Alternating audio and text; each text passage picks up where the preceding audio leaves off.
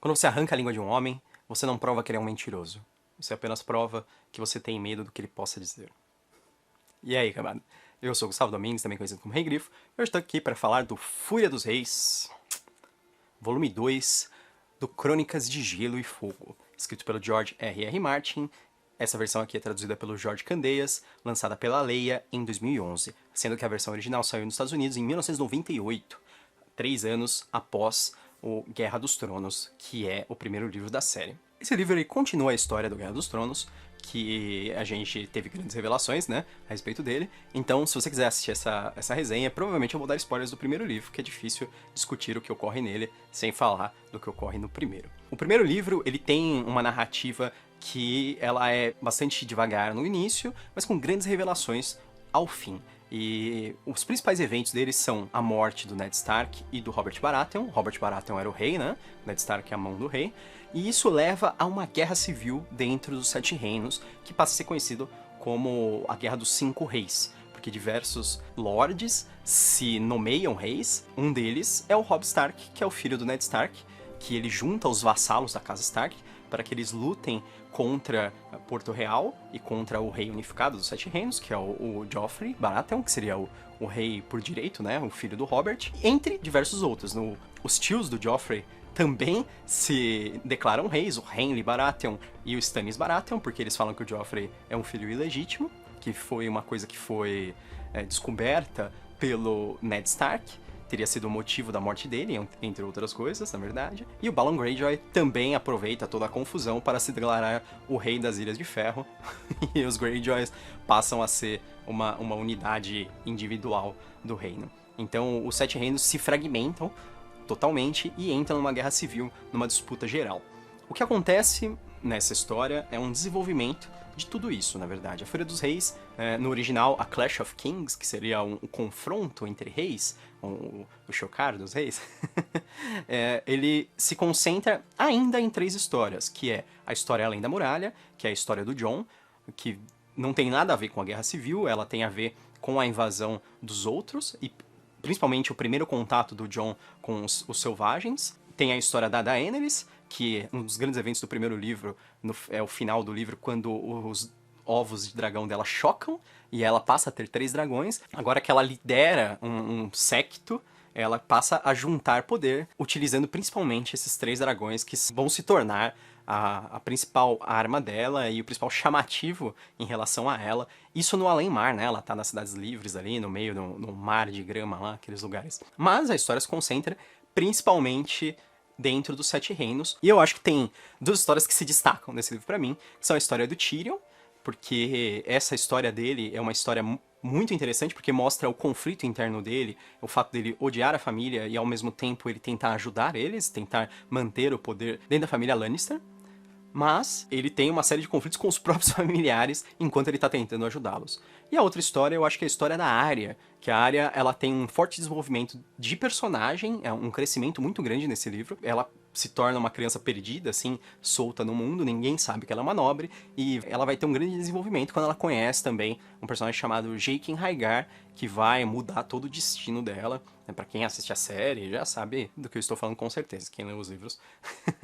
É uma história que chama a atenção da maior parte dos leitores. Mas tem muitas histórias boas nesse livro. Tem as histórias da Cat, tem as histórias da Brienne. Todos os personagens acabam sendo interessantes de uma maneira ou de outra. Esse livro, ele mostra novos pontos de vista, sendo que no primeiro livro haviam 8, nesse existe uma soma, existem personagens novos que recebem pontos de vista, na verdade personagens novos e personagens que a gente já conhecia, só que dessa vez eles têm um ponto de vista próprio na história. E da própria maneira, estilo George Martin, é interessante porque a gente fica muito mais simpático pelos personagens quando nós seguimos o ponto de vista deles. Porque apesar de não ser um livro em primeira pessoa, ser um livro de terceira pessoa direcionada, ou seja, ele é um livro que é terceira pessoa, mas a gente só conhece e a gente experimenta o mundo através daquele personagem que nós estamos seguindo. Então, quando ele faz isso, ele cria uma conexão forte entre o leitor e o personagem para que a gente passe a empatizar melhor com esse personagem. Então, alguns personagens que recebem isso é a Sansa, por exemplo. A Sansa, que parecia só uma garota mimada e boba no primeiro livro, que causa uma série de problemas que ela até acredita que estejam envolvidos na morte do pai dela, ela tem um desenvolvimento muito grande nesse livro a partir do momento que ela passa a sofrer e lidar com as consequências dos atos dela. Outro personagem também é o Theon Greyjoy. Ele tem uma história própria nesse livro. É uma história toda que tem a ver toda com traição e diversas outras coisas.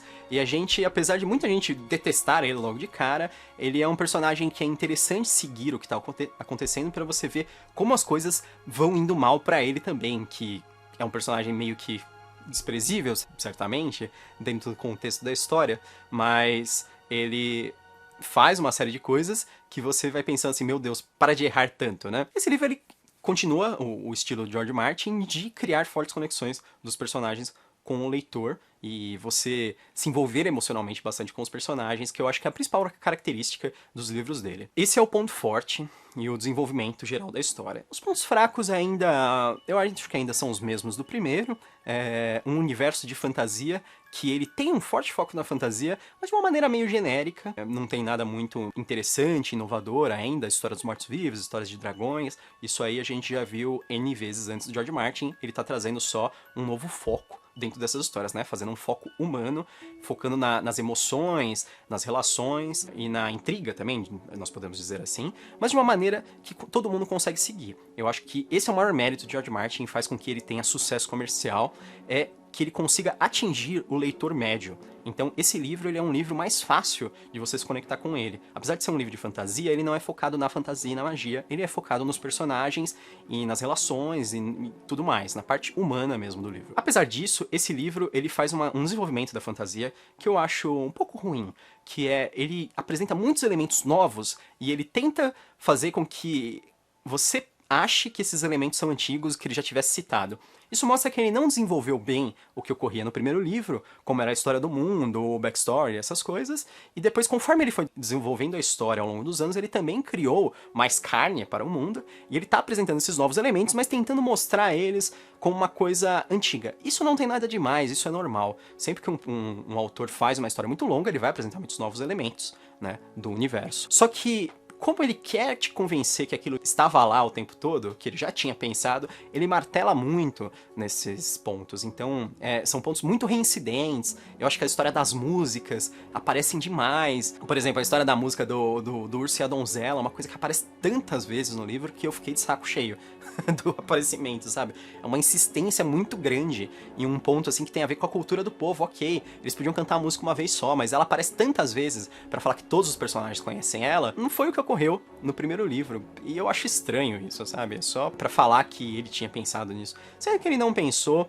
o estilo de George Martin de escrita, como ele mesmo diz no Wonder Book, tem a ver com o jardineiro e não com o arquiteto, né? O arquiteto é aquele escritor que planeja toda a história, ele tem toda a estrutura e depois ele só preenche ela, e a história ela é mais enxuta, só que ela é mais mecânica.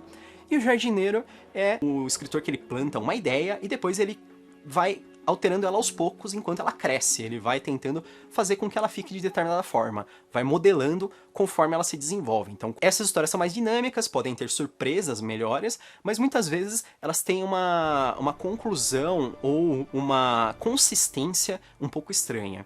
Então, o Martin diz que ele é um escritor jardineiro, talvez por isso que exista essa inconsistência na construção do mundo, na cultura do mundo, e como ele fica insistindo que uma coisa sempre esteve lá, mas não esteve. Mas eu acho que no fim das contas ele é um livro excelente de fantasia. Ele não é uma mera barriga entre o primeiro e o terceiro livro, que eu acredito que são superiores ao segundo, mas ele ainda é um livro excelente, tem um desenvolvimento muito bom, e o Tyrion, que é o meu personagem predileto no livro, tem a melhor das histórias, na minha opinião, nesse livro. E ele introduz muitos personagens para terem os seus próprios pontos de vista, que vão se tornar também personagens muito interessantes, na minha opinião, que é o Jaime, por exemplo, que ele vai passar a ter um ponto de vista. Existe um desenvolvimento da história dele nesse livro para que ele passe a ter um ponto de vista depois, né? E ele é um dos personagens que eu acho mais interessantes. Toda a história da família dele, a história de vida dele, né? A história por trás dele, o background. E esse background aparece bastante neste livro. Então eu acho que é um livro que vale a pena muito. Os fãs de fantasia, a maior parte já conhece, já leu esse livro. Mas se você não conhece, se você não leu, se você tem algum tipo de preconceito, simplesmente por ser uma coisa muito popular, Eu recomendo que você leia, o livro por si só, ele é excelente. Não fique apenas na série. A série, eu acho legal a série, mas ela falta muita coisa que ocorre nos livros. Ele vai ter até um excedente de informação, mas ainda assim vai ser uma experiência muito boa. Enfim, essa foi a minha resenha de hoje do Fúria dos Reis. Espero que você tenha gostado. Se você gostou, curta, se inscreva no canal. Não se esqueça de marcar o sininho aí abaixo para receber notificações toda vez que tiver vídeo novo no canal. Eu sou Gustavo Domingues e bem-vindo ao Canavial.